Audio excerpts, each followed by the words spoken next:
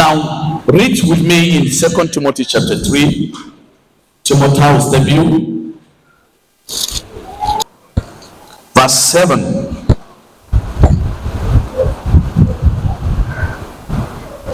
Now, it's always learning and never able to come to the knowledge of truth.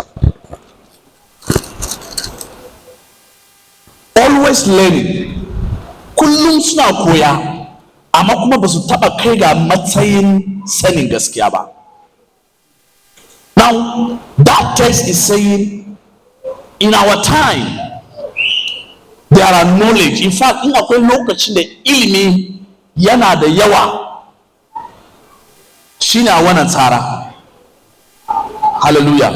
Knowledge is so vast in our time. In fact, in da dama damuwan ecclesia ilimi ne, oh goodness.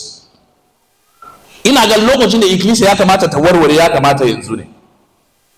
Because the least yanzu da ana yin theology shine you have to have diploma in theology for you to be a pastor. In the pastoring, it's for us in the evangelical churches. You need to have at least diploma in theology. When there's not a degree in theology, yanzu ana ga har yanzu kam su boys ne har yanzu. Yanzu PhD ne ya zama latest. PhD. Mutane sun je PhD sun karanta. Professors, doctors in the church. We have so many titles in the church. In Kaji seminar kwanakin nan, so many of our pastors, one of our seminaries, soon graduated with their PhDs.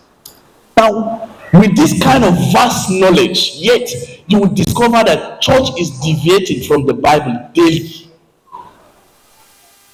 Teaching of the Bible is no longer considered. Mutane ba su darajar da koyarwar littafi mai sarki. Koyarwar littafi mai sarki ana ta kaucewa kowane rana daga ciki.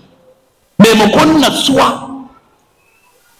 Now, knowledge of the truth, that what makes effect or makes an effective life. That knowledge of the word of truth is what makes lives to be effective followers of Jesus. It's not the head knowledge. It's not how much you recite the Bible.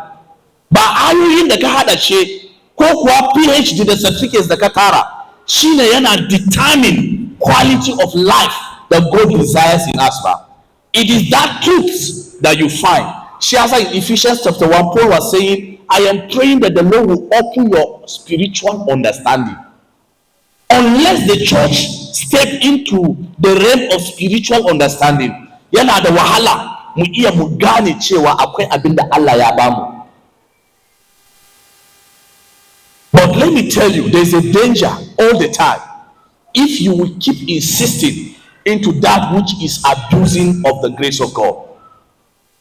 In 1 Samuel chapter 3, mun samu labarin ƴaƴan Eli. The sons of Eli were by grace of God appointed to be priests, those who will minister at the altar. Now, every call into pastoral ministry and priesthood ministry is by the grace of God. It's not by qualification. It's not by family background. What father, if I check my own family background, say in Chechewa Bekamata, I am standing to be a pastor. It's not because I'm qualified by academics or any kinds of effort. The only thing that makes me to be a pastor is that I'm qualified by the grace of God. Now, idan mutum ya samu alherin Allah, kamar na yayan Eli, they are the ones that by the grace of God, one of them, either Phinehas or Hophni, one of them will be the high priest like their father Eli that time, who will one day have the opportunity to come into the Holy of Holies once in here based on the Old Testament setting. They began to abuse it. Idan an kawo hadaya na Allah, they tamper with the sacrifice of God. Just like abin da yana faru in our time ba. Many churches. Duk lokacin da fa kaga Allah ya baka abu, He gave you for a purpose. Domin ka albarkaci rayuwar mutane, domin ka taimaki mutane, domin aikin ikkilisiya ya ci gaba. Waɗansu suna ga kamar aikin Allah a ina ruwana. Until you understand that even the blessings of money da Allah ya baka nashi ne. Deuteronomy chapter 8 verse 18 ya ce kada ku samani fa in kun shiga kasa kun gina gidaje masu kyau kun yi komai ku ce karfin ku ne ya baku. Ya ce amma Allah ne yake bawa mutum ya azurta iko. The power to be rich actually is in the hands of God. Now, you cannot force God to make you rich. Ba za ka iya ka sa Allah dole ka zama mai kudi ba. Duk lokacin da kana ga za ka iya ka sa Allah dole, you are making a mistake. Allah ne kaɗai yake ba wa mutum iko ya azurta.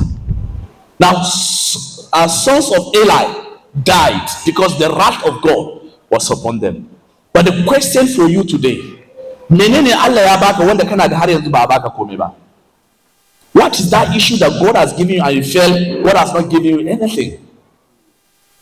You are alive because God permits it. Everything that happens to you, there is a hand of God and for a purpose. Anytime you forgot that and you begin to join yourself like these scriptures, and this servant forgot in Luke chapter 12. He forgot and he does not care when his master will come. But he can move and he begins to join himself with actually he has taken a decision from his heart that my master is not coming any sooner.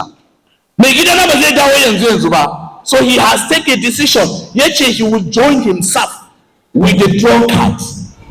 He will join himself with people that will abuse it. He neglects the responsibility that Allah Yasa Arusa.